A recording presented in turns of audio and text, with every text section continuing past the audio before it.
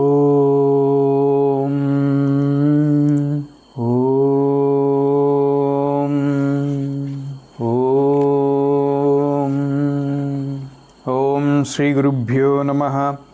అథ ఉపనిషత్ శాంతి మంత్రం. ఓం సహనావవతు సహనౌ భునక్తు సహ వీర్యం కరవావహై తేజస్వినావధీతమస్తు మా విద్విషావహై. ఓం శాంతి శాంతి శాంతి. పవిత్రమైనటువంటి ప్రదోష సమయంలో చక్కగా ఉపనిషత్ శ్రవణం, ఉపనిషత్ శృతి శిరోభాగము. ఉపనిషత్ వాక్యం అంటే శృతి వాక్యమే. వేదం మొత్తము 1,00,000 మంత్రాలకు పైగా ఉంది అనుకుంటే 80% కర్మకాండకి సంబంధించి ఉంది, 16% ఉపాసనకి సంబంధించి ఉంది. అంటే దాదాపు 80-81 కర్మకాండకి సంబంధించి రుక్కులు, అథర్వణ వేద మంత్రాలు, యజ్ఞకాండకి సంబంధించినవి ఇవన్నీ ఉన్నాయి. ఒక 16,000 మాత్రం ఉపాసనకి సంబంధించినవి ఉన్నాయి. ఒక 4,000 మంత్రాలు వరకు ఉపనిషత్తులు అంటే జ్ఞానక కాండకి సంబంధించి ఉన్నాయి. అంటే మొత్తం వేదంలో దాదాపు ఒక 4% మాత్రమే జ్ఞాన భాగంగా ఉంది. అంటే అక్కడ జ్ఞానము భాగము తగ్గించటం కాదు. అక్కడ మార్కెట్కి వెళ్ళారనుకోండి, వజ్రాల దుకాణాలు తక్కువగా ఉంటాయి, కూరగాయల దుకాణాలు ఎక్కువ ఉంటాయి, కిరాణా షాపులు ఎక్కువ ఉంటాయి. విలువ ప్రకారం చూసుకుంటే వజ్రానికి విలువ ఎక్కువ. అదేవిధంగా జ్ఞానానికి విలువ ఎక్కువ. ఎవరు ఎంత ప్రయత్నం చేసినా కానీ అజ్ఞాన దశలో ఉండిపోతాము. ఎవరినన్నా పట్టుకొని మీరు నువ్వు అజ్ఞానివి అని చూడండి, వాళ్ళ రియాక్షన్ ఎలా ఉంటుంది? వాళ్ళ కోపం వస్తుంది. ఎందుకని? నేను అజ్ఞానిని కాదు, నన్ను అజ్ఞాని ఎందుకు అంటున్నావు అంటారు. కానీ నిజమైనటువంటి జ్ఞానం అనేటువంటిది ఉపనిషత్ అధ్యయనము, శ్రవణము, సాధన ద్వారా లభిస్తుంది. ఆత్మజ్ఞానం ఏదైతే ఉందో అదే నిజమైనటువంటి జ్ఞానము. మిగతావన్నీ కూడా లౌకికమైనటువంటి విద్యలకు సంబంధించినవి. అందుకనే అపరావిద్యలు, పరావిద్యలు. పరావిద్య అంటే పరమాత్మని తెలియచెప్పేటువంటిది ఆత్మజ్ఞానం, అదే ఉపనిషత్. అపరావిద్యలు అంటే మిగతావన్నీ. అంటే 4 వేదాల్లో కర్మకాండకి, ఉపాసనకాండకి సంబంధించింది కూడా అపరావిద్యే. వేదాంగాలు, షడంగాలు ఉన్నాయి కదా, శిక్ష, నివృత్తి, వ్యాకరణము, ఛందస్సు, ఈ షడంగాలు కూడా అపరావిద్యల కిందకే వస్తాయి. అందుకని శ్రేష్టమైనటువంటి పరావిద్యని ఆకళింప చేసుకుంటే ఆత్మతత్వం ఏమిటి అనేది బోధపడుతుంది. అది తెలిసిన తర్వాత అన్నీ తెలిసినటువంటి వాళ్ళే అవుతారు. ఎందుకంటే ఆత్మ అంటే పరబ్రహ్మము సర్వజ్ఞ, అంటే సర్వం యో జానాతి సర్వజ్ఞ, అన్నీ తెలిసినటువంటి వాళ్ళు. అలాగే సర్వాన్ జానాతి, అలాగే అందరితోటి తెలియబడినటువంటిది. ఎందుకంటే ఎవరిని అడిగినా కూడా నేను అని అంటాం. ఆ నేను అనేటువంటిది ఏదైతే ఉందో అది ఆత్మతత్వము అనేటువంటిది స్ఫురణ లేదు, అంతే తేడా. సో ఇప్పుడు సమ్యక్ పరీక్షానంతరం యమధర్మరాజు నచికేతసునికి ఆత్మజ్ఞానం వివరించడానికి ఉద్యుక్తులవుతున్నారు. ఇతన్ని కూడా సిద్ధం చేస్తున్నారు. కర్మఫలాల యొక్క అనిత్యం గురించి చెప్పారు, ఆత్మజ్ఞానం యొక్క శ్రేష్టత్వం గురించి కూడా చెప్పారు. సో ఇప్పుడు ఈ ఆత్మజ్ఞానం నిరాకార నిర్గుణ స్వరూపం ఏదైతే ఉందో పరమాత్మ నామరూప అతీతమైనటువంటిది. నామము రూపంతో కలిసి ఉన్నదంతా కూడా ఈ జగత్తుకి సంబంధించినటువంటిదే. జగత్తు అంటే జన్మించి గతించేటువంటిది. ఈ నామరూపాలకు అతీతంగా ఆ పరమాత్మని మరి ఎలా వివరించాలి? ఏదో ఒక ఆలంబన ఉండాలి. ఇప్పుడు మీ అందరికీ అనుభవంలోనే ఉంటుంది, వివాహంలో అరుంధతి నక్షత్రం చూపించాలి. పురోహితుడు ఏం చేస్తాడు? స్థూల అరుంధతి న్యాయం అని చెప్పి ఒకటి ఉంటుంది. అదిగోండి ఆ చెట్టు చూడండి, ఆ చెట్టు మీద నుంచి పైన చూడండి, అక్కడ కనిపించేటువంటి నక్షత్రానికి కుడివైపును చూడండి, ఇలా ఏదో అలా ఒక గుర్తుల ద్వారా మెల్లమెల్లగా అక్కడ తీసుకెళ్తాడు. అంతేగాని ఆకాశం వైపు చూపించేసి అదిగో అరుంధతి నక్షత్రం చూడండి అంటే ఎవరికి అర్థం కాదు అది. అందుకని క్రమక్రమంగా అక్కడికి చూపించడానికి ఒక 2-3 గుర్తులు చెప్తారు. నేను ఫలానా చోటుకు వెళ్దాం అనుకున్నాను, ఎలా వెళ్ళాలి అని అడిగారు అనుకోండి, ఏం చెప్తారు? ఏముందని కూడా అక్కడ ఉంటుంది వెళ్ళండి అంటే అయిపోదు. దానికి అదిగోండి అక్కడ 2 వీధుల తర్వాత కుడివైపు తిరగండి, అక్కడ ఎడమవైపు వెళ్తే అదేదో ఉంటుంది. అలా మరీ దగ్గరగా ఉన్నటువంటి దాని గురించి ప్రస్తావన కాదు ఇది. అగమ్యగోచరమైనటువంటి వస్తువుల పట్ల, అంటే ఎదురుగుండా కంటికి కనిపిస్తుంది అనుకోండి, అదిగో అక్కడ ఉంది, అది చూడండి అని చెప్పేయచ్చు. ఆ విధంగా ఒక చిహ్నంతో, ఒక ఆలంబనతోటి ఆత్మతత్వానికి యమధర్మరాజు ఉపదేశానికి ఉపక్రమిస్తున్నారు. అది ఏంటి అనేటువంటిది ఈరోజు మనకు 15వ మంత్రం నుంచి తెలుసుకుంటాం. ఇది ఏవం పృష్టవతే మృత్యువాచ పృష్టం వస్తు విశేషణాంతరం చ వివక్షన్. అంటే ఒక విశేషణంతో, విశేషణం అంటే ఎడ్జెక్టివ్ అంటాం కదా, ఒక విశేషణాన్ని ఉపయోగించుకుంటూ అడిగబడినటువంటి ఆత్మజ్ఞానాన్ని నచికేతసునికి యమధర్మరాజు అందించబోతున్నారు.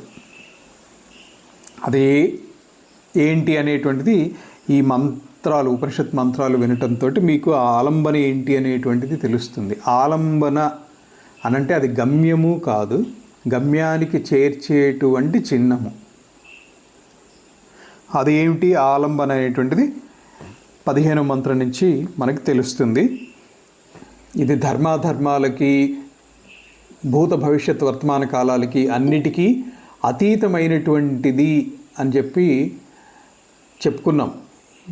అతీతమైనటువంటి వస్తువు, ఈ అతీతమైనటువంటి వస్తువుకి నాకు గ్రహించే యోగ్యత ఉంది అని మీకు అనిపిస్తే మీరు నాకు దయ ఉంచి ఉపదేశించండి అని చెప్పి వినయశీలుడైనటువంటి నచికేతసుడు యమధర్మరాజుని అడగటం జరిగింది. సో ఇప్పుడు ఆ ఆత్మతత్వానికి మెల్లమెల్లగా ఎలా తీసుకుని వెళ్తున్నారు అనేది 15వ మంత్రం నుంచి చూద్దాము. నాతో పాటుగా నేను చెప్తాను, తర్వాత మీరు కూడా రిపీట్ చేయండి.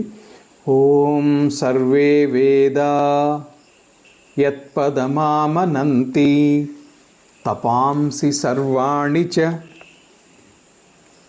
యద్వదంతి యదిచ్ఛంతో బ్రహ్మచర్యం చరంతి తత్తే పదం సంగ్రహేణ బ్రవీమి ఓం ఇతి ఏతత్. నాతో పాటు అందరూ చదవండి దీన్ని. ఓం సర్వే వేదా యత్పదమామనంతి తపాంసి సర్వాణి చ యద్వదంతి యదిచ్ఛంతో బ్రహ్మచర్యం చరంతి తత్తే పదం సంగ్రహేణ బ్రవీమి ఓం ఇతి ఏతత్. నాయన ఇదే అది. ఆ ఇది అనేటువంటిది ఏంటి? నేను ఇప్పుడు చెప్పబోతున్నా, సంగ్రహంగా చెప్పబోతున్నాను. ఓం ఇది ఏతత్, ఓం అనేటువంటిది సంగ్రహంగా చెప్పబోతున్నాను. ఇది ఎటువంటిది? సర్వే వేదా యత్పదమామనంతి, వేదాలన్నీ కూడా ఘోషించి ఏ దేని గురించి అయితే చెప్తున్నాయో అది. తపాంసి సర్వాణి చ యద్వదంతి, తపస్సు చేసి అన్ని రకాలైనటువంటి తపస్సులో ఏ రకం తపస్సు చేసినప్పటికీ కూడా గ్రహించేటువంటిది గమ్యం ఏంటి అనేటువంటిది ఇదే. యదిచ్ఛంతో బ్రహ్మచర్యం చరంతి, దేనిని కోరుకుని ఈ తపస్సులు చేస్తారో, ఏ బ్రహ్మచర్యాన్ని ఆశ్రయించి, బ్రహ్మచర్యం అంటే ఇక్కడ గురుకుల వాసం అని తీసుకోవచ్చు. బ్రహ్మచర్యము బ్రహ్మ సహ చరతి యో చరతి బ్రహ్మచరంతి, అంటే బ్రహ్మతోటి, పరబ్రహ్మతోటి అంటే పరమాత్మతోటి అనుసంధానమైనటువంటి స్థితి ఏదైతే ఉందో అది బ్రహ్మచర్యం. బ్రహ్మేణ సహ చరతి, అది బ్రహ్మచర్యం. సో దేన్ని కోరుకుని ఇవన్నీ చేస్తున్నారో ఆ పదము, అంటే ఆ పరమాత్మ పదము సంగ్రహంగా చెప్తున్నాను. ఓం ఇది ఏతత్, ఇది సంక్షిప్తార్థము. దీనికి భాష్యకారులు కించిత్ వివరణ ఇస్తారు. సర్వే వేద భాష్యంలో చూడండి, భాష్యంలో ఈ భాగం అయిపోయింది. ఇత్యేవం పృష్టవతో మృత్యు వాచ పృష్టం వస్తు విశేషణానంతరం చ వివక్షన్, దాన్ని వివరించడం జరిగింది మంత్రాత్పూర్వము. ఇప్పుడు ఇక్కడి నుంచి భాష్యం వస్తుంది. సర్వే వేద యత్పదం అంటే పదనీయం, గమనీయం, అవిభాగేన ఆమనంతి అంటే ప్రతిపాదయంతి. వేదాలన్నీ కూడా దేని గురించి ప్రతిపాదన చేస్తున్నాయో, అంటే వేదాలలో చెప్పబడినటువంటిది, వేదాల యొక్క గమ్యమైనటువంటిది, వేదాలు ఘోషించేటువంటిది. అంటే వేద గమ్యము, వేద లక్ష్యము, వేదాలన్నీ కూడా ముక్త కంఠంతో చెప్పేటువంటి అంశం ఏంటి అని అంటే ఇదే. వేద గమ్యము, వేదంతో చెప్పబడినటువంటిది, వేదంతో ప్రతిపాదింపబడినటువంటిది. తపాంసి సర్వాణి చ యద్వదంతి, అన్ని తపస్సులు కూడా ఏదైతే చెప్తున్నాయో ఇది గమ్యము, తపస్సు యొక్క ఫలితం ఇది అని ఏదైతే చెప్తున్నారో, అత్యుత్తమమైనటువంటి ఫలితం ఇది అని. అంటే సాధారణంగా తపస్సులకి భిన్న ఫలితాలు ఉంటాయి, భిన్న భిన్న రకాలైనటువంటి కామ్య తపస్సులు ఉంటాయి. రావణాసురుడు తపస్సు చేశారు, విభీషణుడు తపస్సు చేశారు, కుంభకర్ణుడు తపస్సు చేశారు. ముగ్గురు తపస్సుకి గమ్యం వేరే కోరుకున్నారు. అలాగే ఉత్తమమైనటువంటి ఫలితం ఇచ్చేటువంటి తపస్సు ఏదైతే ఉందో ఆ తపస్సు యొక్క గమ్యం ఇది. దేని గురించి చెప్తున్నాయో అంటే దేన్ని యత్ ప్రాప్త్యర్థాని ఇది అర్థ, అంటే దేనిని పొందింపచేస్తాయో అది ఇది. యదిచ్ఛంతః బ్రహ్మచర్యం అంటే గురుకులవాస లక్షణం, అన్యత్వా బ్రహ్మప్రాప్త్యర్థం చరంతి, అంటే ఆ బ్రహ్మని గమ్యముగా చేసుకొని జీవించేటువంటి విధానం బ్రహ్మచర్యము. గురుకుల వాసంలో, బ్రహ్మచర్యాశ్రమంలో, నైష్టిక బ్రహ్మచర్యంలో ఉంటూ ఉండేటువంటిది ఇది కూడా అర్థం ఉంటుంది. సో ఇటువంటి లక్షణమైనటువంటిది ఏదైతే ఉందో దేన్ని ఆశించి ఇది పాటిస్తూ ఉంటారో తత్ తే, అంటే దానిని తుభ్యం నీ కొరకు, తత్తే పదం యద్ జ్ఞాతుం ఇచ్ఛసి, యత్ త్వం జ్ఞాతుం ఇచ్ఛసి, దేన్నైతే నీవు కోరుకోవడానికి ఇష్టపడుతూ ఉన్నావో నాయన నచికేత, సంగ్రహేణ అంటే సంక్షిప్త సంక్షేపత బ్రవీమి, సంక్షిప్తంగా నేను నీకు చెప్తున్నాను. ఓం ఇతి ఏతత్, అది ఓంకారమే, ప్రణవనాదమే. ఈ ప్రణవనాదం గురించి విస్తృతంగా శంకర భాష్యము మాండుక్యోపనిషత్తులో గౌడపాద కారికలతో సహా ఉంటుంది. అది చదివితే తప్ప ప్రణవతత్వం అనేటువంటిది స్పష్టంగా అర్థం కాదు. అది ప్రస్తుత అంశం కాదు కాబట్టి నేను మాండుక్యోపనిషత్తు గురించి ఎక్కువగా వివరించదలుచుకోలేదు. ఓంకారతత్వం అంతా కూడా దానిలో ఉండేటువంటి అకార ఉకార మకార మాత్ర సహితమైనటువంటి ఉపాసనా విధానం ఏదైతే ఉంటుందో, ఏ ఉపాసన ద్వారా అయితే పరమాత్మ ప్రాప్తి సిద్ధిస్తుందో, ఏ ఉపాసన ద్వారా అయితే ఆత్మ జ్ఞానము బ్రహ్మాత్మైక్య స్థితి యొక్క అనుభవము కలుగుతుందో అది విస్తృతంగా మాండుక్యోపనిషత్తులో వివరించబడుతుంది. చిన్న ఉపనిషత్తు మాండుక్యోపనిషత్తు అయినప్పటికీ అందులో చెప్పబడినటువంటి అంశం యొక్క మహత్వము ఇంత అని చెప్పలేము. దానికి గౌడపాదాచార్యుల వారు కారికలు రాశారు. ఆ కారికలకి కూడా వ్యాఖ్యానము శాంకర భాష్యం అనేటువంటిది మాండుక్యోపనిషత్తుకు కూడా ఉంది. ఆ కారికల్ని కూడా ఉటంకించుకుంటూ భాష్యం రాస్తారు. ఆ కారికలకు కూడా కొంత వివరణ ఇస్తారు భగవత్పాదుల వారు. సో ఓం ఇతి ఏతత్, తత్ ఏతత్ పదం యద్ బుభుత్సితం త్వయా, అంటే నీతోటి కోరబడినటువంటి, నీతోటి అడగబడినటువంటి, ఏ తెలుసుకుందామని చెప్పి నువ్వు అడిగావో ఆ పదము అది. యత్ ఏతత్ ఓం ఇది ఓం శబ్దవాచ్యం, ఓం శబ్ద ప్రతీకం చ, ఆ పదము అంటే ఆ పరమాత్మ పదము, బ్రహ్మ పదము ఓం శబ్ద వాచ్యము, ఓం శబ్ద ప్రతీకం చ, అంటే ఓం శబ్దంతో సూచించబడుతోంది. దీనికే పాతంజలి యోగ దర్శనంలో చూస్తే, పతంజలి యోగ సూత్రాల్లో మీకు తస్య వాచకం ప్రణవ, అంటే ఆ పరమాత్మ యొక్క వాచకము ప్రణవ అని చెప్తారు. అంతేకాకుండా ఈ మధ్య కాలంలో నాసా సైంటిస్టులు ఎవరో సూర్యుడి దగ్గర శబ్దం రికార్డ్ చేస్తే ఆ రికార్డ్ చేసినటువంటి సౌండ్ ప్లే చేసినప్పుడు ఇక్కడ ఏం వినిపిస్తోంది అంటే ఓంకారం వినిపిస్తోంది. నిరంతరంగా అవిచ్ఛిన్నంగా ఓం అని వినిపిస్తుంటుంది. ఈ ఓంకార ఉచ్చారణ 3 రకాలుగా ఉంటుంది. హ్రస్వ, దీర్ఘ, ప్లుత ఉచ్చారణలు. హ్రస్వం దహతి పాపః, హ్రస్వంగా అంటే చిన్నగా ఓంకారాన్ని ఉచ్చరిస్తే పాప దహనం జరుగుతుంది. మధ్యమంగా అంటే అక్కడ మధ్యమ కాలం ఉచ్చారణ చేస్తే కామ్యసిద్ధి కలుగుతుంది. దీర్ఘం అంటే ప్లుతము అని చెప్పాను, కానీ ఇంకా దీర్ఘంగా ఉచ్చరిస్తే అది మోక్షాన్ని ఇస్తుంది. ఒకే ఓంకారము ఉచ్చారణ కాల పరిమితి భేదంతో భిన్న ఫలితాలను ఇస్తుంది. ఒకే ఓంకారము ఉచ్చారణ యొక్క కాల పరిమితి భేదంతో భిన్నమైనటువంటి ఫలితాలను ఇస్తుంది. సో అది ఎలా ఉచ్చరించాలి, ఎంతకాలం ఉచ్చరించాలి అనేటువంటిది కోరికని బట్టి ఉంటుంది. గురుముఖత నేర్చుకోవటం అత్యుత్తమం. ప్రయత్నం చేసిన అదేదో నష్టం కలిగిస్తుంది అని నేనేం అనుకోను. ప్రయత్నం చేసి ఎవరికి మేము ఎలా ప్రయత్నం చేస్తాం, కానీ మేము రోజు కొంతసేపు ఓంకారం చేసుకోవచ్చు. కానీ ఏదైనా కానీ గురుముఖత వచ్చినటువంటి దానికి వాల్యూ ఎక్కువ ఉంటుంది, ఫలితం ఎక్కువ ఉంటుంది, సందేహరహితంగా ఉంటుంది. సో ఈ వివరణ ఓంకార ఉపాసన, ప్రణవ ఉపాసన అంతా కూడా మాండుక్య ఉపనిషత్తులో విస్తృతంగా ఉంది. లేదండి మాకు ఆ ఉపనిషత్తు చదివే ఇది కూడా లేదు అంటే, మలయాళ స్వాముల వారు రాసినటువంటిది ప్రణవోపాసన అని చెప్పి ఒక గ్రంథం ఉన్నట్టుంది. అది తెప్పించుకుని మీరు చదివి చూడండి. అందులో మీకు చాలా మటుకు మాండుక్య ఉపనిషత్తు రిఫరెన్స్ నుంచి వివరణ ఇస్తారు పూజ్యపాదులు. సో యమధర్మరాజు ఏం చెప్తున్నారు అంటే, ఆ పరమాత్మతత్వం నీకు తెలుసుకోదలుచుకున్నటువంటిది ఏదైతే ఉందో అది ఓం అక్షరంతో సూచించబడుతోంది. ఓం అక్షరంతో ప్రతీకంచ సూచించబడుతోంది, పిలువబడుతుంది కూడా. శబ్దవాచ్యం, ఓంకార శబ్దవాచ్యము, ఓంకార శబ్దంతో చెప్పబడుతుంది, సూచించబడుతోంది. తర్వాత శ్లోకము నాతో పాటు ప్రయత్నం చేయండి.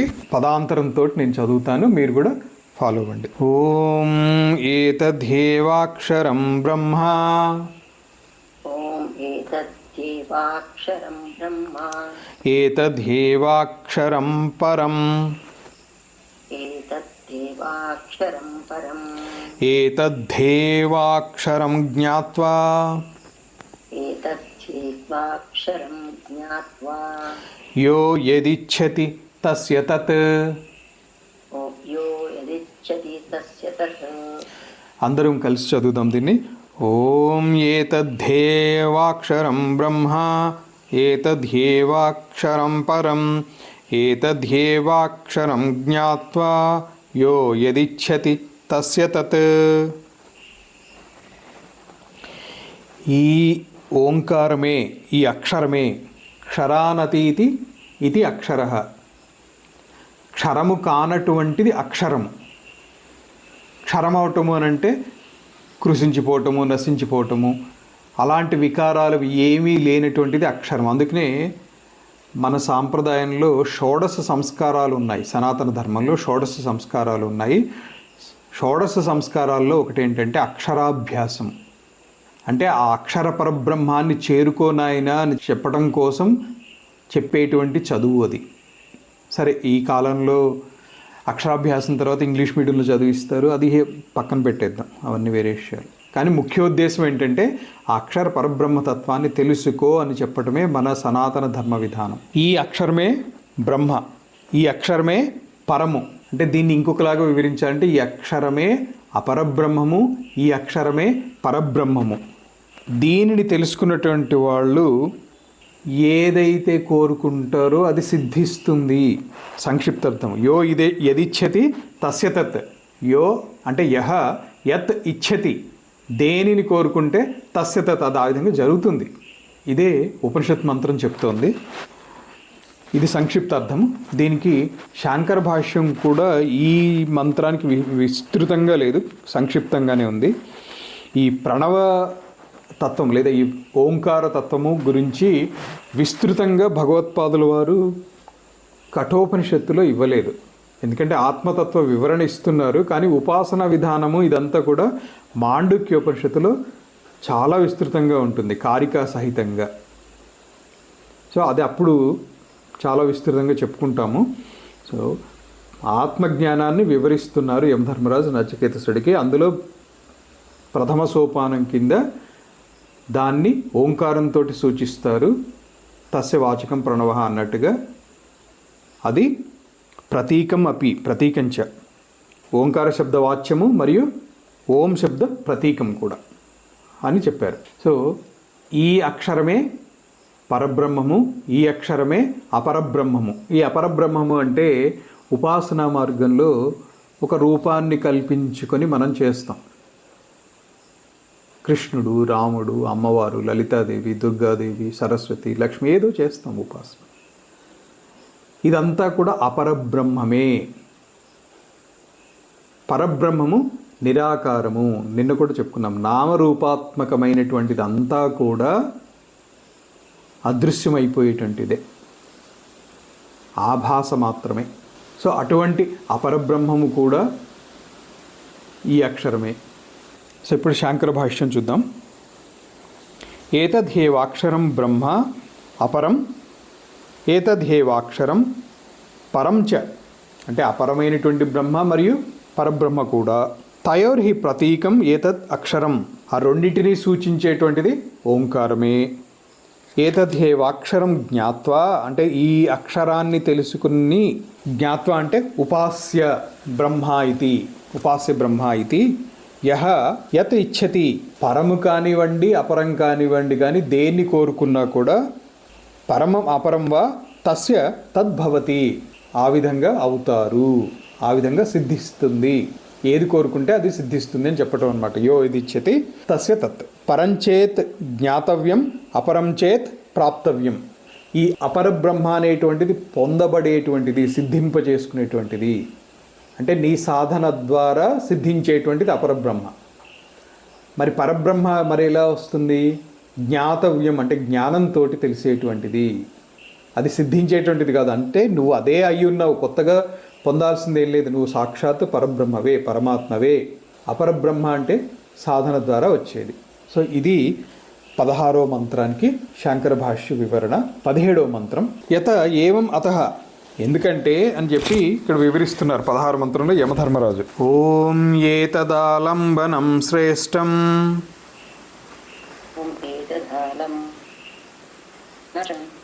ఏతదాలంబనం పరం, ఏతదాలంబనం జ్ఞాత్వా బ్రహ్మలోకే మహీయతే. అందరం కలిసి చదువుతాం ఈ మంత్రాన్ని. ఓం ఏతదాలంబనం శ్రేష్టం, ఏతదాలంబనం పరం, ఏతదాలంబనం జ్ఞాత్వా బ్రహ్మలోకే మహీయతే. అంటే ఆ పరమాత్మ స్థానానికి, నిర్గుణ నిరాకార సచ్చిదానంద స్వరూపాన్ని, శ్రేష్టమైనటువంటి అత్యుత్తమైనటువంటి స్థానాన్ని పొందటానికి ఇది ఆలంబనము. మనము ఒక ఎత్తైనటువంటి ప్రదేశానికి రీచ్ కావాలి. ఒకప్పుడు అంటే, ఇప్పుడంటే మెట్లు ఉండడం కామన్ అయిపోయింది. ఒకప్పుడు ఇళ్ళకి పెంకులు ఇల్లు కావచ్చు, లేకపోతే ఇతర తాటాకు ఇల్లు కావచ్చు, వాటికి పైకి ఎక్కాలంటే ఒక నిచ్చెన వేసుకుని ఎక్కాల్సి వస్తుంది. ఇప్పటికైనా పెద్ద పెద్ద చెట్లు ఎక్కాలంటే ఒక నిచ్చెన వేసుకుని ఏదో ఒక ఆలంబనం తీసుకుని ఎక్కాలి. సో ఇది అలాంటిది అని చెప్తున్నారనమాట. ఇది అత్యుత్తమైనటువంటి ఆలంబనము. ఈ ఆలంబనతోటి సాధించినటువంటి వ్యక్తి, ఏది అపరబ్రహ్మను సాధించినటువంటి వ్యక్తి, పరబ్రహ్మని సాధించినటువంటి వ్యక్తికి కొత్తగా పొందాల్సినటువంటిది ఏమీ లేదు. సాధించడం కాదు, పరబ్రహ్మని తెలుసుకున్నటువంటి వాళ్ళు, అంటే నేనే ఆ పరబ్రహ్మని తెలుసుకున్నటువంటి వాళ్ళు కొత్తగా సిద్ధించాల్సింది, పొందవలసింది ఏం లేదు. అపరబ్రహ్మని అంటే ఉపాసనా మార్గంలో ఆ హిరణ్య గర్భలోకాన్ని పొందినటువంటి వాళ్ళకి ఏం జరుగుతుంది అంటే బ్రహ్మలోకే మహీయతే. వాళ్ళకి బ్రహ్మలోకంలో, ఇది ఒక పురాణంలో కూడా వివరిస్తారండి.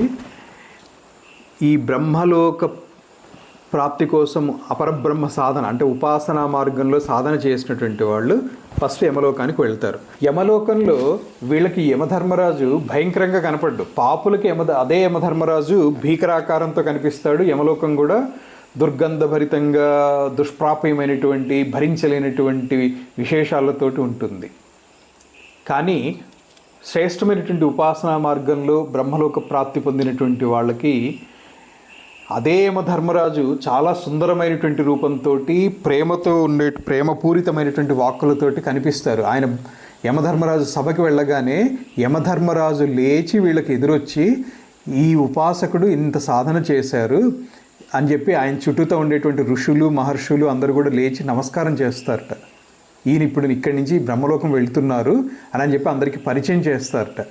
ఈయన ఉపాసన బలంతో బ్రహ్మలోకం వెళ్తున్నారు అని చెప్పి ఆయన తన సింహాసనం నుంచి లేచి ఎదురొచ్చి వీళ్ళని ఆదరించి అందరికీ పరిచయం చేసి ఋషులు మహర్షులు అందరితోటి నమస్కారాలు ప్రతిక్రియలు అన్నీ అయిన తర్వాత సాక్షాత్ యమధర్మరాజు వచ్చి ఈయనని వీడ్కోలు చెప్తారట బ్రహ్మలోకానికి దారి చూపించి, మీరు ఇలా వెళ్ళండి అని చెప్పి ఆయన తన లోకం నుంచి ఆయన మన ఇంటికి ఎవరన్నా వస్తే గుమ్మం దాకా సాగనంపుతాం కదా, అలా యమధర్మరాజు ఈ ఉపాసకుడికి సాగనంపుతారట బ్రహ్మలోకానికి వెళ్ళేటువంటి వాళ్ళకి. ఇది అపరబ్రహ్మ ఉపాసనా మార్గంలో. ఇదంతా కూడా పరబ్రహ్మ తెలుసుకున్నటువంటి వాళ్ళకి అసలు ఇవేమీ ఇంకేం లేదు, వాళ్ళు సాక్షాత్ పరబ్రహ్మమే అయిపోతారు. ఈ బ్రహ్మలోకానికి ఉపాసనా మార్గంలో వెళ్ళినటువంటి వాళ్ళకి బ్రహ్మగారి ద్వారా ఆత్మ అంటే బ్రహ్మోపదేశం జరిగి వాళ్ళు బ్రహ్మగారి ద్వారా అంటే ఆయన ఆయుష్ పరిమితి తీరే వరకు ఆయనతోటి అక్కడ ఉండి సత్యలోకంలో ఆయనతో సహా ముక్తి పొందవచ్చు, లేదా మధ్యలో మళ్ళీ కింది లోకాలకి వచ్చి వెళ్ళవచ్చు. అవన్నీ అక్కడ ఉండేటువంటి ఈక్వేషన్స్ తోటి ఉంటుంది. సో అపరబ్రహ్మని ఉపాసన చేసినటువంటి వాళ్ళకి బ్రహ్మలోక ప్రాప్తి జరుగుతుంది, అది చెప్పటం. ఈ ఆలంబనం తీసుకున్నటువంటి వాళ్ళకి బ్రహ్మలోకంలో మహిమాన్వితులు అవుతారు. దీనికి ఇప్పుడు శాంకర భాష్యం సంక్షిప్తంగానే ఉంది. ఏతద్ ఆలంబనం ఏతద్ బ్రహ్మప్రాప్తి ఆలంబనానాం శ్రేష్టం ప్రశస్యతమం.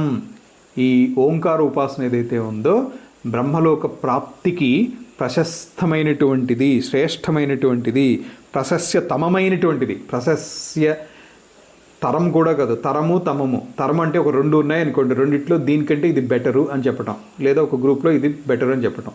అన్నిటికంటే రెండు కంటే ఎక్కువ ఉన్నాయి తమము అని చెప్తారు, అంటే అన్నిటిలోకి ఇదే గొప్పది అని చెప్పటానికి శ్రేష్టతమం అని చెప్తారనమాట. ఇది ప్రశస్యతమం అని చెప్పారు. ఏతదాలంబనం పరం అపరంచ. పరబ్రహ్మ ప్రాప్తికైనా లేదా అపరబ్రహ్మ ఉపాసనకైనా కూడా రెండిటికి కూడా ఇదే ఆలంబనము. పరం అపరంచ పరాపర బ్రహ్మ విషయత్వాత్, అంటే పరబ్రహ్మకి సంబంధించిందైనా అపర బ్రహ్మకి సంబంధించినటువంటి ఉపాసనకైనా కూడా ఆలంబనము ఇదే.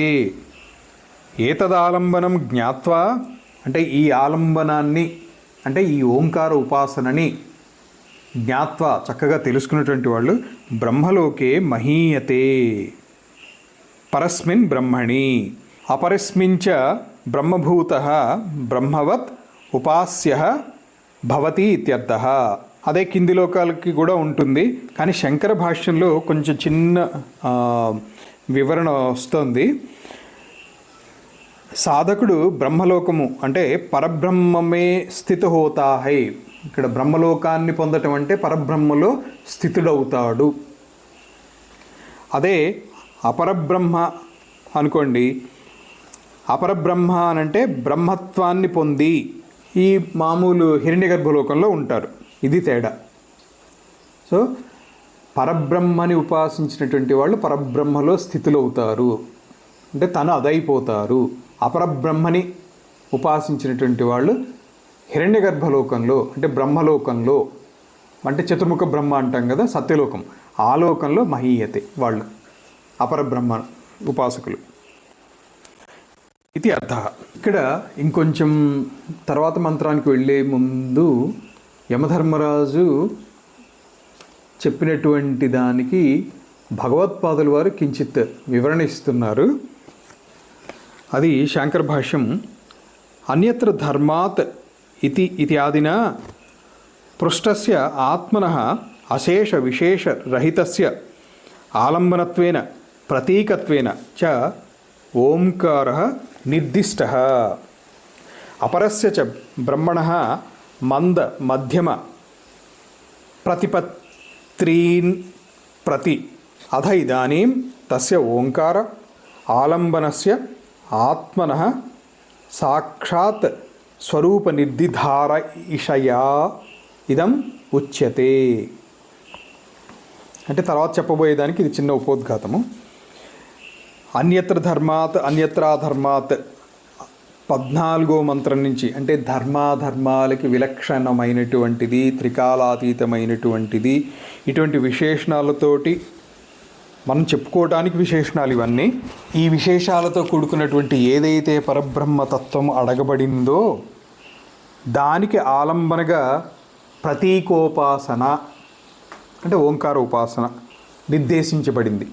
ఇది భగవత్పాదుల వారి మాట. ఇది అపరస్య చ బ్రహ్మణ అంటే అపరబ్రహ్మము గురించి, అంటే సాకార ఉపాసన చేసేటువంటిది వాళ్ళు ఎవరైతే ఉంటారో, అంటే ఆ సాకార ఉపాసన ఏదైతే ఉందో అది ఎవరికి అంటే మంద మధ్యమ ప్రతిపత్రూన్ ప్రతి, మంద మధ్యమ ప్రతిపత్రూన్ ప్రతి అంటే మందాధికారి మధ్యమాధికారి ఎవరైతే ఉంటారో వాళ్ళకి అపరబ్రహ్మ ఉపాసన, ఉత్తమాధికారికి పరబ్రహ్మ ఉపాసన, సాక్షాత్ పరబ్రహ్మ ఉపాసన ఉత్తమాధికారి. మందమధ్యమ అధికారులకి మందమధ్యమ ప్రతిపత్రూన్ అంటే మందమధ్యమ అధికారుల ప్రతి అంటే వాళ్ళ కోసము అపరబ్రహ్మ ఉపాసన. అథ ఇదానీం తస్య ఓంకార ఆలంబనస్య ఆత్మనః సాక్షాత్ స్వరూప నిర్దిధార ఇషయా ఇదం ఉచ్యతే. దేని ఆలంబన ద్వారా అయితే అంటే ఈ ఓంకార ఆలంబన ద్వారా అయితే ఆ ఆత్మస్వరూపాన్ని సాక్షాత్తుగా నిర్ధారించటం జరుగుతుందో ఆ ఇచ్ఛతోటి ఇప్పుడు చెప్పబోతున్నారు. అంటే ఆ ఆత్మస్వరూప నిరూపణ అనేటువంటిది ఇక్కడి నుంచి చెప్పబోతున్నారు. దీన్నే ప్రతిజ్ఞావాక్యం అంటారు. ఇక్కడ చెప్పబోయేటువంటిది జీవస్వరూప నిర్ణయము. అంటే ఒక పరబ్రహ్మం ఉన్నారు, ప్రతి జీవిలోనూ ఒక జీవాత్మ అనేటువంటిది ఉంది. ఈ జీవానికి ఒక స్వరూపం, జీవస్వరూపం అంటే ఈ జీవాత్మ యొక్క లక్షణమును తీసుకోవాలి అంతే తప్ప డైమెన్షన్స్ కాదు. అంగుష్ట ప్రమాణం ఉంటాడా లేకపోతే హస్త ప్రమాణం ఉంటాడా ఇది కాదు. అక్కడ ఆ జీవస్వరూప నిర్ణయం అనేటువంటిది 17వ మంత్రంలో చెప్పుకుందాము. ఓం న జాయతే మ్రియతే వా విపశ్చిత్ నాయం కుతశ్చిత్ చిన్యాయత్ కుతచ్చిన్ న బభూవ కశ్చిత్ అజో నిత్యః శాశ్వతోయం పురాణో న హన్యతే హన్యమానే శరీరే. అందరం కలిసి చదువుదాం దీన్ని.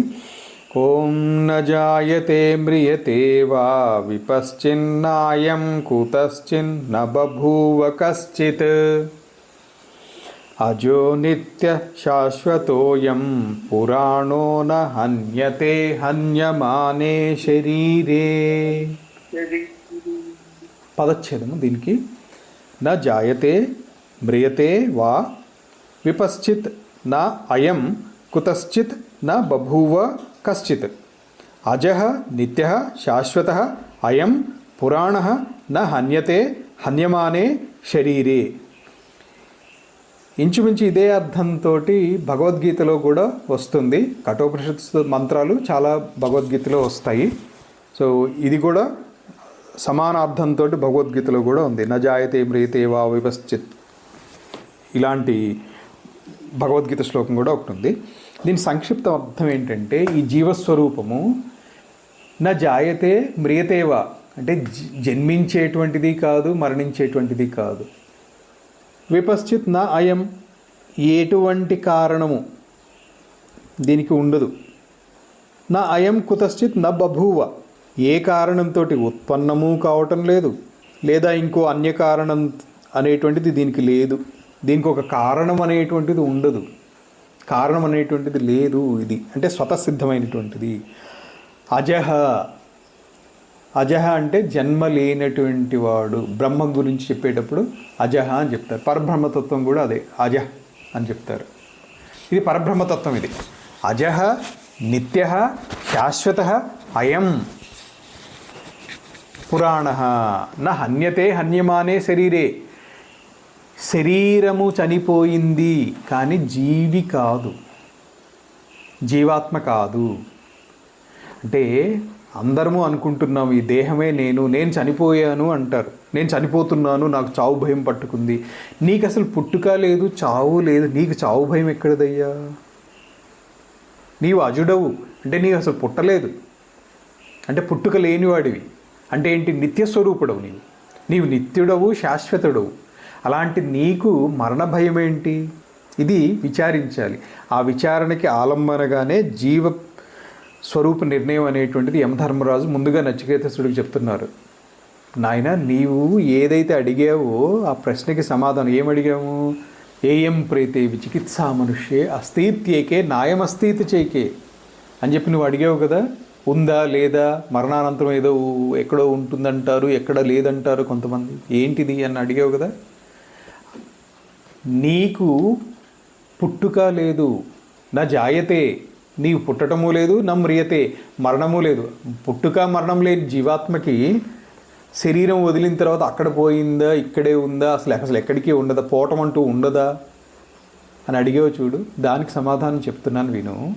శరీరం చంపబడినంత మాత్రాన ఇది చంపబడేటువంటిది కాదు, పురాతనమైనటువంటిది. మరి భ్రాంతి ఎలా వచ్చింది అనేటువంటిది అప్రస్తుతం. భ్రాంతి కలిగింది. ఇప్పుడు మీరు ఒక రోడ్డు మీద వెళ్తున్నారు, బురద తొక్కారు. ఆ బురద ఎలా ఉంది, ఏ రంగులో ఉంది, ఏ వాసనలో ఉంది, దానికి ఎంత అంటుకుంది నాకు, ఇవన్నీ కొలుచుకుని దాన్ని అన్నీ రికార్డ్ చేసుకుంటూ కూర్చుంటారా? వెంటనే వెళ్ళి కడుక్కుంటారా? విఘ్నుడైనటువంటి వాడు చేసే పని వెంటనే వెళ్ళి కడుక్కుంటాడు. అంతే తప్ప ఈ బురద మంచి వాసన వస్తుందా, చెడ్డ వాసన వస్తుందా, ఈ బురద రంగు ఏంటి, అసలు ఈ రంగు ఎలా వచ్చింది ఈ బురదకి, అసలు ఇక్కడ ఈ బురద ఎలా ఏర్పడింది, ఇవన్నీ అనలైజ్ చేస్తూ కూర్చుంటాడా? కూర్చోడు ఎవరు. విఘ్నుడైనటువంటి వాడు వెంటనే వెళ్ళి దాన్ని కడుక్కుంటాడు. వీలైనంత వరకు అసలు ఆ బురదను తొక్కకుండా వెళ్ళడానికే ప్రయత్నం చేస్తాడు. అనుకోకుండా తొక్కినా కానీ వెంటనే వెళ్ళి వీలైనంత త్వరగా వెళ్ళి దాన్ని శుద్ధం చేసుకోవడానికే ప్రయత్నం చేస్తారు. కానీ ఆ బురదని అనలైజ్ చేస్తూ కూర్చోరు. నీవు నిత్యుడవు, శాశ్వతుడు, నీకు మరణం లేదు. ఈ శరీరమే నేను అనేటువంటి భ్రాంతితోటి కూడుకుని నేను మగపిల్లవాడిని, నేను ఆడపిల్ల, నేను చదువుకున్నాను, నేను చదువుకోలేదు, నాకు తల్లిదండ్రి ఆస్తి ఇచ్చారు, నాకు ఇంత ఆస్తి ఉంది, నాకు ఇంత తెలివి ఉంది, ఇవన్నీ శరీర ధర్మాలే. వీటిల్లో ఏది నీతోటి రావటం లేదు, ఒక్క నీ జ్ఞానం తప్పించి. ఆ జ్ఞానము అనంటే మళ్ళీ అపరావిద్యలతో వచ్చినటువంటి జ్ఞానం కాదు. పరావిద్య అంటే పరబ్రహ్మతత్వాన్ని సూచించేటువంటి విద్య ఏదైతే ఉందో, ఆ విద్యతోటి ఏర్పడినటువంటి జ్ఞానం ఏదైతే ఉందో, ఆ జ్ఞానము మాత్రమే నీతోటి వస్తోంది. అసలు నాకు పుట్టుకే లేదు, నేను ఎక్కడికి వెళ్తున్నాను, ఇది తర్వాత ప్రశ్న. అది తర్వాత ఈ ఉపనిషత్తు అయ్యేటప్పటికి వీటికి అర్థం వస్తుంది. మీరు నేను చెప్పేటువంటి దాన్ని సమాహిత చిత్తంతో వింటే ఖచ్చితంగా ఇదంతా అర్థమైపోతుంది. అంటే జీవస్వరూపం ఏంటి, పరబ్రహ్మ స్వరూపం ఏంటి, వాళ్ళ ఇద్దరి మధ్య అంతరం ఏమన్నా ఉందా లేదా, ఇద్దరున్నారా, ఒక్కళ్ళేనా, ఆ ఒక్కళ్ళే ఇద్దరుగా అయ్యారా, లేదా అసలు అలా అవ్వకుండానే ఉన్నారా, అసలు ఈ సృష్టి ఉందా లేదా, జగత్తు ఉందా లేదా, వీటన్నిటికీ కూడా సమాధానం లభించాలి అంటే ఆత్మజ్ఞానంతో వస్తుంది. అదే ప్రతిపాదితమైనటువంటి అంశము నిర్ధారణగా చెప్పబోయేటువంటిది యమధర్మరాజుతోటి. నచికేతసుడు అడిగినటువంటిది కూడా అదే చెప్పుకుంటున్నాం మనం. సో ఇప్పుడు దీనికి పదచ్ఛేదం న జాయతే మ్రేతే వా విపశ్చిత్ నా అయం కుతశ్చిత్ న బభూవ కశ్చిత్ అజః నిత్యః శాశ్వతః అయం పురాణః న హన్యతే హన్యమానే శరీరే. ఇప్పుడు దీనికి శాంకర భాష్యం చూద్దాం. నా జాయతే అంటే నా ఉత్పద్యతే. నేను సంక్షిప్తంగా చెప్పాను కాబట్టి శంకర భాష్యంలోకి వెళ్ళగానే మీకు చాలా మటుకు అర్థమవుతూ ఉంటుంది, మీరు ఫాలో అవుతూ ఉంటే. నా జాయతే అంటే నా ఉత్పద్యతే, మ్రియతే అంటే మరణించడం, మ్రియతే వా అంటే నా మ్రియతే చ ఉత్పత్తిమతః ఉత్పత్తిం అతః వస్తునః అనిత్యస్య అంటే అనేక విక్రియాః విక్రియ అంటే వికారాలతోటి అనేకమైనటువంటి విక్రియాః తాసాం ఆద్యంతే అంటే జన్మ వినాశలక్షణే విక్రియే ఇహ ఆత్మని ప్రతిషిధ్యేతే ప్రథమం సర్వ విక్రియా ప్రతిషేధార్థం న జాయతే మ్రియతే వా ఇతి. అంటే ఎటువంటి వికారాలకి, వికారము అంటే మార్పు అని తీసుకోవచ్చు, షడ్భావ వికారాలు ఉంటాయి అంటారు. అంటే జాయతే అంటే జన్మిస్తుంది, అస్థి వర్ధతే అంటే వృద్ధి చెందుతుంది, తర్వాత స్థితి కలిగి ఉంటుంది, అపక్షీయతే తర్వాత నశ్యతే, అపక్షీయత అంటే క్షీణిస్తూ ఉంటుంది, నశించుతుంది, లయించుతుంది. షడ్భావ వికారాలు ఉంటాయి, కొంచెం అటు ఇటు అయినట్టున్నాయి, వీటిని స్పష్టంగా చెప్పుకోవచ్చు ఎప్పుడైనా. సో ఇలాంటి వికారాలు ఏవి కూడా లేనటువంటిది నీ స్వరూపం. లేనటువంటిదంటే ఇది ఏదో ఎక్కడో ఉందండి, బ్రహ్మలోకంలోనో పరబ్రహ్మలోకంలోనో పరమాత్మని ఎక్కడో సుదూరమైనటువంటిది, భూగోళానికి అవతల ఎక్కడో ఉంది అని అనుకోకండి. నువ్వే అది. జన్మ వినాశ లక్షణే విక్రియే ఇహ ఆత్మని ప్రతిషిధ్యేతే ప్రథమం సర్వ విక్రియా ప్రతిషేధార్థం నా జాయతే మ్రియతేవా. ఎటువంటి వికారాలు లేవు, పుట్టుక లేదు, మరణం లేదు. విపశ్చిత్ మేధావి అంటే చైతన్య స్వభావం కలిగినటువంటి మేధావి అంటే జ్ఞాని అని తీసుకోవచ్చు. ఒక జ్ఞాని అవిపరిలుప్త చైతన్య స్వభావాత్, చైతన్య స్వభావం కలిగినటువంటిది కాబట్టి జ్ఞాని అని తీసుకోవచ్చు. ఇక్కడ ఎటువంటి వికారాలు లేవు, ఎప్పుడూ కూడా లుప్తం అయిపోదు అంటే అదృశ్యం అయిపోదు. లుప్తం అంటే కనిపించకుండా పోతుంది అంటాం కదా, లోపించింది అంటాం కదా, లుప్తం. ఎప్పటికీ కూడా లోపం కానటువంటి చైతన్య రూపం ఏదైతే ఉందో అంటే ఆ స్వభావం కలిగినటువంటిది ఉండటంతో ఈ ఆత్మ అనేటువంటిది విపశ్చిత్ అంటే మేధావి. కించ నా అయం ఆత్మ కుతశ్చిత్ కారణాంతరాత్ బభూవ. ఏదైనా ఇతర కారణంతో ఉత్పన్నము కావటం లేదు. నా బభూవ అని తీసుకోవాలి ఇక్కడ. కించ నా అయం ఆత్మ, నా అయన్ అని ఇక్కడ నా ఏదైతే ఉందో ఇది వ్యతిరేకార్థాన్ని ఇచ్చేటువంటి నకారము. ఈ నకారము కించ అయం ఆత్మ కుతశ్చిత్ కారణాంతరాత్ న బభూవ. ఏదో ఇంకో ఇతర కారణంతో ఏదో ఏర్పడింది అంటే పుట్టుక తోటి ఏర్పడలేదు, ఇంకేదో ఇతర కారణంతో ఏర్పడింది అని అనుకుంటున్నారేమో. న బభూవ అలా కూడా జరగలేదు. స్వస్మాచ్చ ఆత్మనః న బభూవ కశ్చిత్ అర్ధాంతరభూత. ఇంకా ఎటువంటి అర్ధాంతర రూపంతో కూడా తను తానుగానే ఉంది. ఉత్పన్న నహి హువా. అర్ధాంతర రూపంతో స్వయంగా తనుగానే ఉంది జీవాత్మ, జీవస్వరూపం ఇదంతా. అతః అయం ఆత్మ అజః అంటే జన్మ లేనటువంటిది, నిత్యః శాశ్వతః అపక్షయ వివర్జితః. అపక్షయం అనేటువంటిది ఉండదు. అపక్షయం అంటే నశించటం, ఇలాంటివి ఏమి ఉండవు, దానికి వికారాలు ఏమి లేవు. యోహి అశాశ్వతః సహ అపక్షీయతే అయం తు శాశ్వతః. అశాశ్వతమైనటువంటిది ఏదైతే ఉంటుందో అదే అపక్షీయత అంటే అనేటువంటి ధర్మం కలిగి ఉంటుంది, అంటే క్షీణించేటువంటి ధర్మం కలిగి ఉంటుంది. ఇది శాశ్వతమైనటువంటిది. శాశ్వతమైనటువంటి వస్తువుకి క్షీణించటము, నశించటము, లయించటము ఇలాంటివి ఉండవు. అంటే జీవస్వరూపం ఏంటంటే శాశ్వత స్వరూపమే. అతః ఏవ పురాణః. పురాణః అంటే పురా అపి నవ, పురాతనమైనటువంటిది అయినప్పటికీ కూడా నవ అంటే కొత్తగా కనిపించేటువంటిది, ఎప్పటికప్పుడు కొత్తగా అనిపించేటువంటిది ఏదైతే ఉందో అదే పురాణము, అదే పురాణః. మనం పురాణం అంటాం కదా, ఆ పురాణం అంటే అర్థం ఏంటంటే అందులో ఉన్నటువంటి అంశము పురాతనమైనదే అయినప్పటికీ కూడా ఎప్పటికప్పుడు కొత్తగానే అనిపిస్తుంది. లేదా ఇంకొక అర్థం తీసుకోవాలంటే పురాతనమైనటువంటిది అయినప్పటికీ కూడా అందులో చెప్పబడినటువంటి అంశం ఇప్పుడు కూడా వర్తిస్తుంది. మహాత్ములు ఈ విధంగా వివరణిస్తారు. అందులో చెప్పబడినటువంటి ధర్మం కానివ్వండి, అంశాలు కానివ్వండి, అవి ఇప్పటికి కూడా వర్తిస్తూనే ఉంటాయి. పురాపి నవైతి పురాణః. యోహి అవయవ ఉపచయద్వారేణ అభినిర్వర్త్యతే స ఇదానీం నవ యథా కుంభాది. అవయవాలతోటి ఉన్నటువంటిది ఏదైతే ఉందో దాన్ని నిర్మిస్తాం, నిష్పన్నం చేస్తాం, అంటే దాన్ని రూపుదిద్దుతాం. కానీ జీవాత్మ అనేటువంటిది నిరవయవి, అంటే అవయవాలు లేనటువంటిది. ఇదంతా కూడా తర్క సంగ్రహం విన్నటువంటి వాళ్ళకి ఇది అవయవం కలిగి ఉండటము, అవయవం లేకపోవటము. అవయవం కలిగి ఉండటం అంటే ఏంటంటే పరిచ్ఛిన్న స్వభావం కలిగి ఉండటం అని తీసుకోవచ్చు. అంటే దానికి ఒక పరిధి నిర్ధారించవచ్చు. అవయవం లేకుండా ఉండేటువంటి దానికి ఒక పరిధి ఉండదు. ఉదాహరణకి ఆకాశం ఉంది. ఆకాశము అవయవం లేనటువంటిది. దాన్ని గృహాకాశం అని చెప్పి మనం అంటున్నాం. అంటే ఈ ఇంటిలో ఆకాశం ఉందా? ఉంది. ఆకాశం సర్వత్రా ఉంది. గోడలు కట్టాం, గోడలు కట్టి పైన ఒక కప్పు వేసి ఇది గృహాకాశము అంటే మఠాకాశము ఇది ఘటాకాశము, ఇది చిదాకాశము ఇలా అంటున్నాం. కానీ ఇంటి లోపల ఉన్నటువంటి గృహాకాశానికి ఇంటి బయట ఉన్నటువంటి ఆకాశానికి తేడా ఉందా? ఆకాశంలో పరిధులు లేవు. అంటే అవయవం లేనటువంటి దానికి అలా పరిధి ఉండదు. అక్కడ ఉదాహరణ అది తీసుకోండి.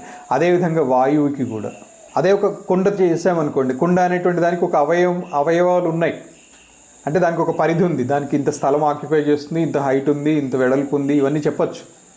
అవయవం కలిగినటువంటి దానికి చెప్పచ్చు. అవయవం లేనటువంటి దానికి అసలు అది సాధ్యమే కాదు. తద్విపరీతస్తు ఆత్మ, అంటే ఈ అవయవాలు ఉన్నటువంటి కుండ ఇలా చెప్పగలిగినటువంటి వాటికి విపరీతమైనటువంటిది అంటే భిన్నమైనటువంటిది ఆత్మ. పురాణ వృద్ధి వివర్జిత ఇత్యర్థ. అంటే అక్కడ జన్మ లేదు, వృద్ధి లేదు, అపక్షీయత లేదు. అంటే ఇందాక ఒక్క మాటలో చెప్పాలంటే షడ్భావ వికారాలు లేనటువంటిది. యత ఏవం అతః న హి అన్యతే న హింస్యతే హన్యమానే శస్త్రాదిభిః శరీరే తత్స్థః అపి ఆకాశవతేవ, ఆకాశము వంటిది అని ఏదో ఒక ఉపమానం చెప్పాలి, ఆలంబన కంపారిజన్ కోసం ఆకాశం అనేది చెప్పారు. కానీ ఆకాశము కంటే కూడా సూక్ష్మమైనటువంటిది, బృహత్ అయినటువంటిది అనేటువంటి తర్వాత వాటిల్లో వస్తుంది. దీనికి అంటే ఇక్కడ శంకర భాష్యంలో ఇక్కడ చెప్పినటువంటి పదం ఏంటంటే శస్త్రాలతోటి చంపబడేటువంటిది కాదు. దీనికి సమానమైనటువంటి అర్థాన్ని ఇచ్చేటువంటి భగవద్గీతలో ఒకటి శ్లోకం ఉంది.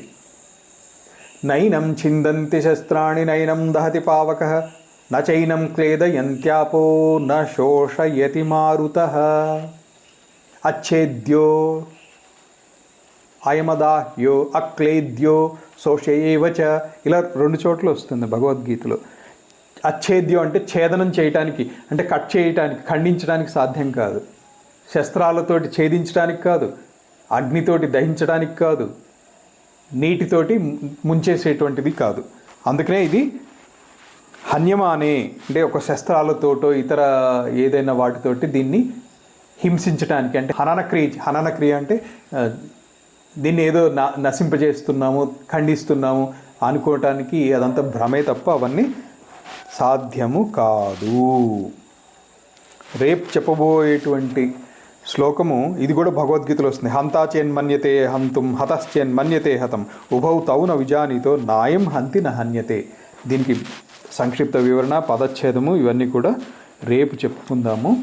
ఈరోజు ఇక్కడికి శాంతి మంత్రంతో విరమించుదాం. ఓం సహనావవతు సహనౌ భునక్తు సహ వీర్యం కరవావహై తేజస్వినావధీతమస్తు మా విద్విషావహై. ఓం శాంతి శాంతి శాంతి. ఓం తత్సత్.